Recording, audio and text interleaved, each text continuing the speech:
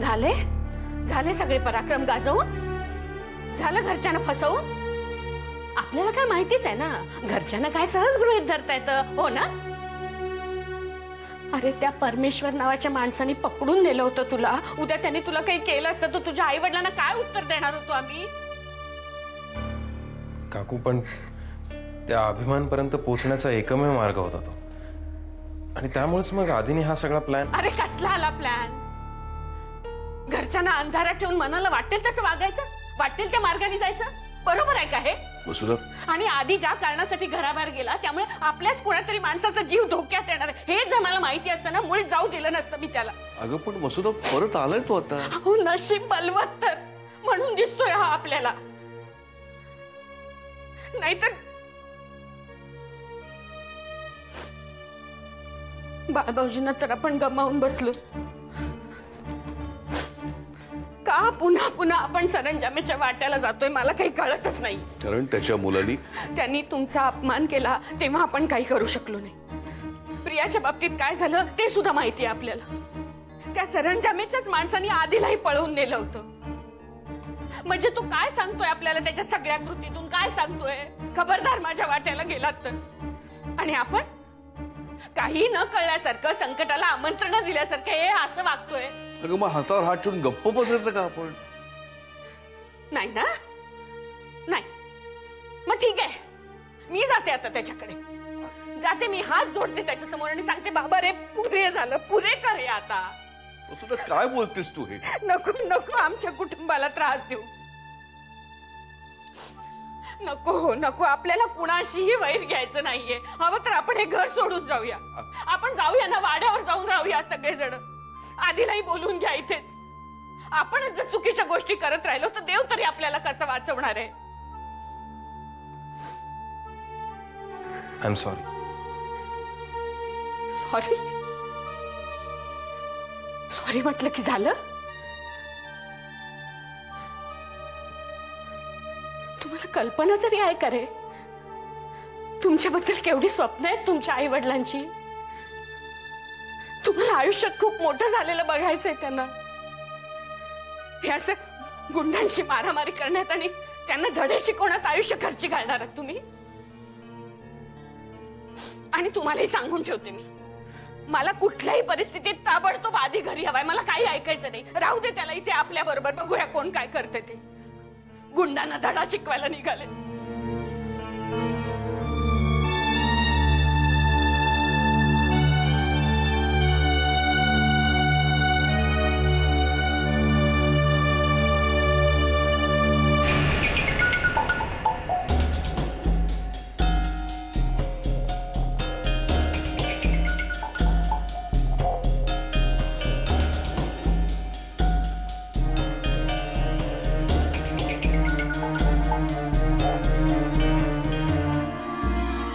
मी सुलेखाला जायला दिलंय खरं, पण मी चूक तर नाही ना केली. आणखी विचार करायला हवा होता. ती म्हणाली ती इथे राहिली तर ती कधीही पकडली जाईल. पण जर परमेश्वरची माणसं जवळपास असतील तर ती इथून जाताना सुद्धा पकडली जाऊ शकते.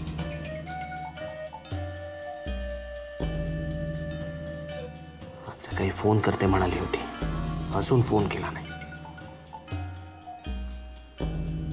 तिने फोन केलाच नाही तर स्वप्नील की सुलेखा, प्रश्न आता आणखी कठीण झालाय. कालपर्यंत परमेश्वरच्या मागणीवर विचार करायला निदान ती डोळ्यासमोर तरी होती. परमेश्वरच्या मागणीबद्दल आणि भाईच्या प्रश्नाबद्दल तिला काही सांगायलाच नको होतं. या मागणीमुळे स्वतःला सेफ करून घ्यायला तर ती गेली नाही ना. हॅलो, कसला विचार करत होतास आधी? सुलेखा पळून तर गेली नसेल ना? आपण तिला एकटीला उगीच जाऊ दिलं. फोन करेल ना परत? नाही, असं काही नाही. आधी कधी कधी शब्दांपेक्षा पॉज जरा जास्तच बोलतात नाही का?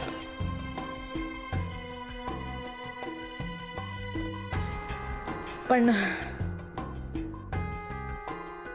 तू संशय घेतलास तो अगदी बरोबर होता. तुझ्या जागी मी असते तरी मलाही असंच वाटलं असतं. अरे मी तुला फोन करत होते पण मला बराच वेळ रेंज मिळत नव्हती. कुठे आहेस तू?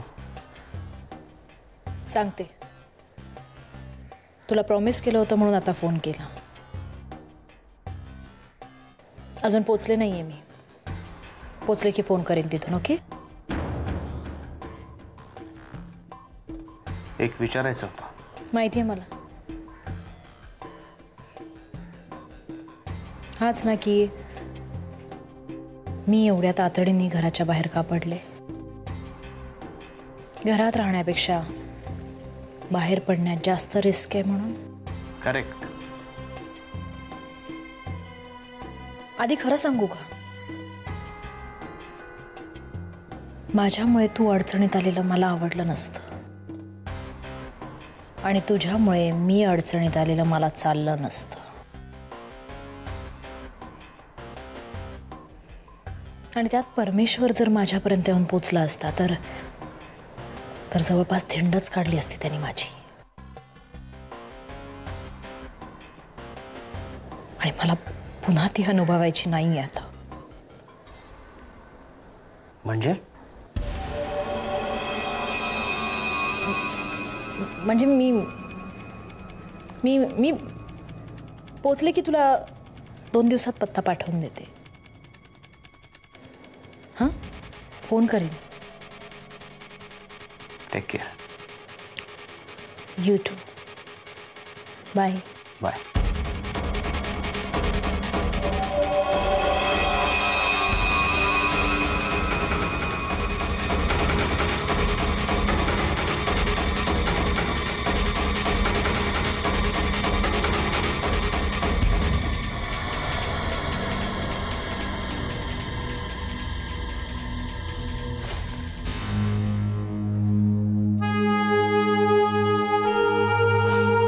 वसुधा,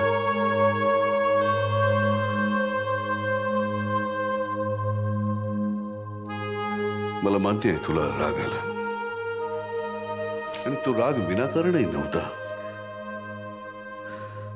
आईच्या प्रेमापोटी काळजीपोटी आलेला राग आहे तो. पण उपयोग आहे का त्याचं काही? कोणी मनावर घेणार आहे का तो? नाहीतर काय वसुधाला राग येईल आणि जाईल. का नाही मनावर घेणार मला सांग. तू सांगितलेला एकूण एक मुद्दा मला पटलाय.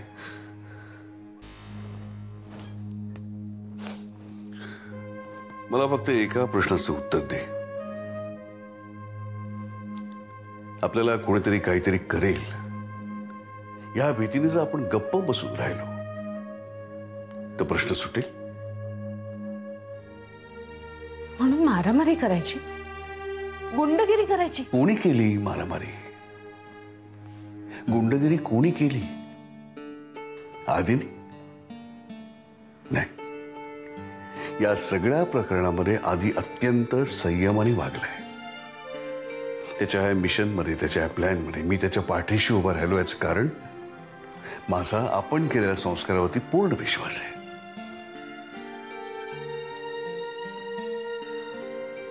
हो, पण त्या स्वप्नीलला, त्याच्या आधी आदिला गुंडांनी पकडलं होतं ना. ते दोघं त्याच्या तावडीतून सुटले म्हटल्यावरती तो गप्प बसणार आहे का? आणि आधी पण मग नंतर गप्प बसेल का? म्हणून तो गुंडगिरीच करेल असं तुला का वाटतंय? आधी तसा कधीही वागला नाही. कायम त्यांनी शक्तीपेक्षा युक्ती श्रेष्ठ असाच वागलाय तो. त्यांनी परमेश्वराला कधीही धमकी दिली नाही, त्यांनी त्याच्यावरती हात नाही उगारला. ज्या पद्धतीने त्यांनी परमेश्वराला धडा शिकवला ना, ते actually I am proud of हिम.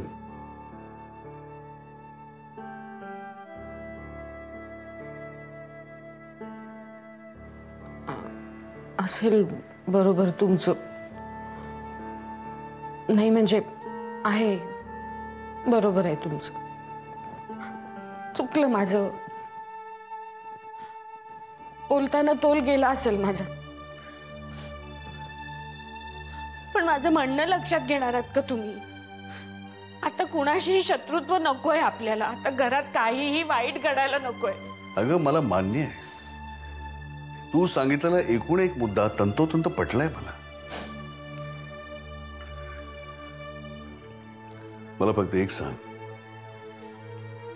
समजा आपण त्या गुंडांची गुंडगिरी विसरलो, त्यांची धमक्या वगैरे सगळं सगळं काही विसरलो, तरी ते आपल्याला शांतपणे जगू देणार आहेत का? मला सांग. वसुधा, अन्याय करणं हा जसं गुन्हा असतो ना, तसं अन्याय सहन करणं हाही तितकाच मोठा गुन्हा आहे.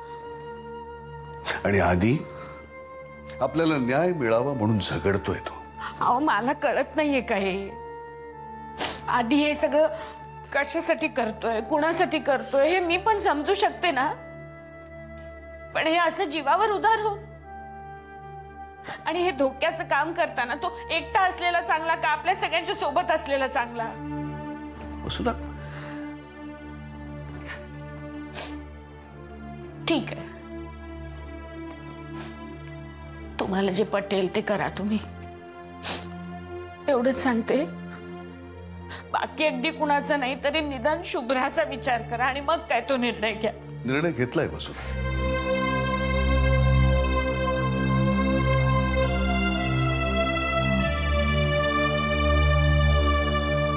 निर्णय घेतलाय. आधीला ताबडतोब घरी बोलवायचं, तू येईल.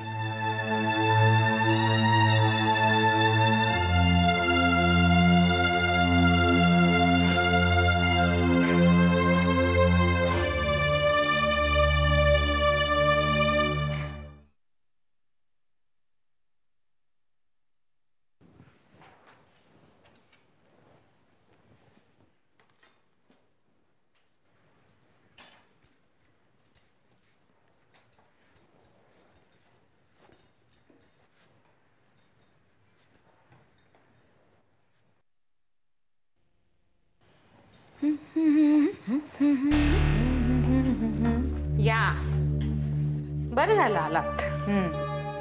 काय आई, काय आज काही बेत? आज ना, आज अगं पंचपक्वान्नाचा बेत आहे. वा, क्या बात है. काय आई, काय आज खास काही? खास म्हणजे खास तुझ्यासाठी.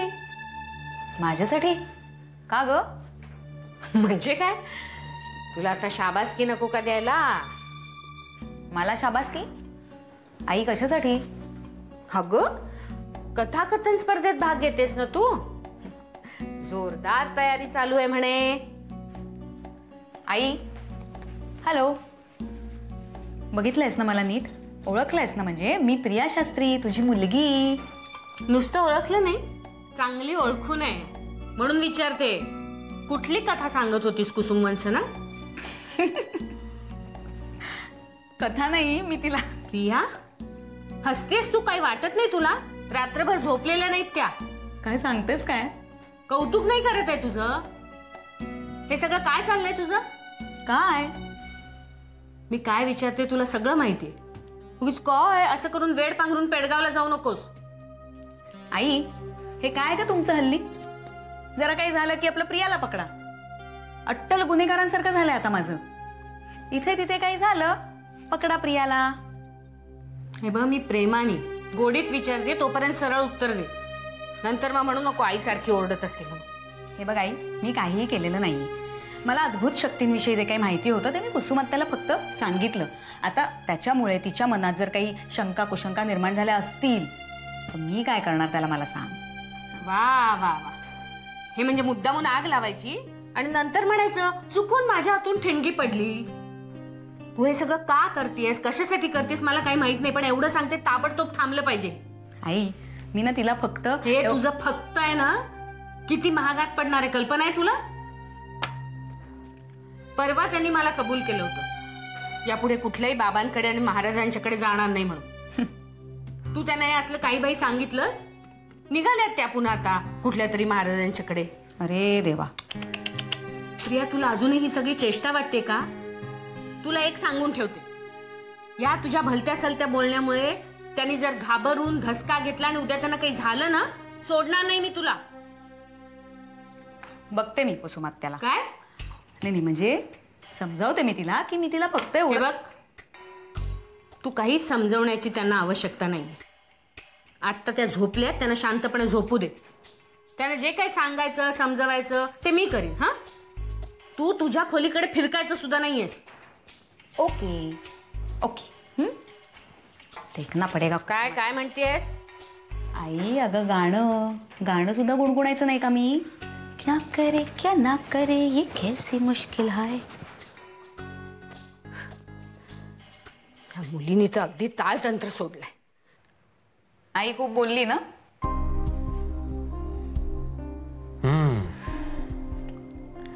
त्यांचंही बरोबरच आहे का? त्यांना काळजी म्हणून ते बोलतात ना. आधीला आता परत बोलवायला लागणार. मिशनचं काय होणार? असो.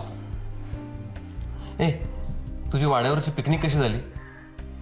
आणि मी ऐकलं की तू काहीतरी सुपर नॅचरल वगैरे वाचायला लागलीस. तुला कोणी सांगितलं? आजोबा त्यांच्याशी गप्पा मारत होतो त्यावेळी म्हणाले. स्वप्नील, मला तुला बरंच काही सांगायचंय. हो, पण सुपर नॅचरल पॉवर्स बद्दल असेल तर नको सांगूस हा प्लीज. नाही काय ना, कारण बऱ्याच वेळा या सुपर नॅचरल गोष्टी असतात ना, त्या सुपरस्टिशियस असतात. स्वप्नील कमॉन, तू माझं ऐकून तरी घेणार आहेस का? आणि मी काय कुसुमात्या वाटले का रे कशावरही विश्वास ठेवायला? मी हे जे काही वाचतेय त्याच्या मागे एक शास्त्र आहे म्हणून तुला सांगायचंय. देन इट्स ओके, बोल. स्वप्नील, मी हे जे काही वाचते ना त्या सगळ्या गोष्टींचा आपल्या वाड्याशी काहीतरी संबंध आहे असं मला वाटतंय. म्हणजे तो कसा ते नाही कळत आहे, पण काही घडलं का वाड्यात?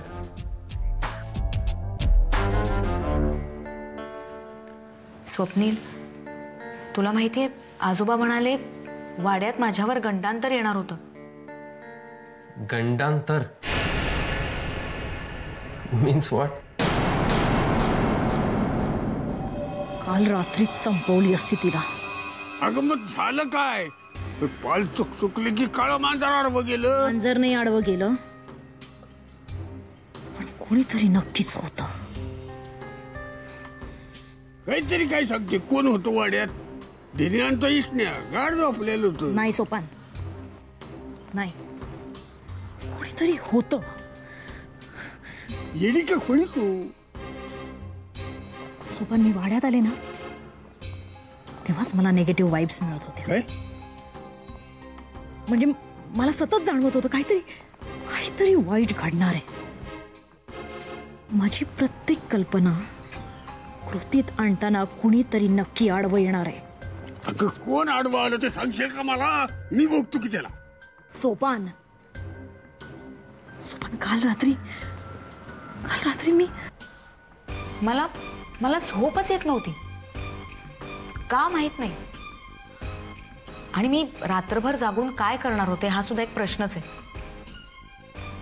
पण कोणीतरी जाग असं सांगितल्यासारखी मी बराच वेळ जागी होते. किती वाजले होते तेव्हा? मध्यरात्रीचे 3-3:30 झाले असतील. मनातून असं उठावं, तिला जाऊन मारावं असं अशी प्रबळ इच्छा होतच नव्हती माझी. मनात 100दा विचार आला की तिला मारू की नको, पुढे काय होईल. म्हणजे जर आजोबा किंवा विष्णू जागी झाले तर,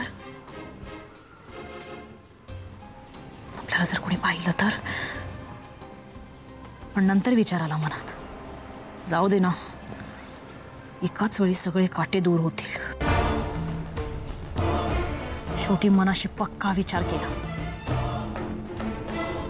आणि तिच्यापर्यंत जाऊन पोचले.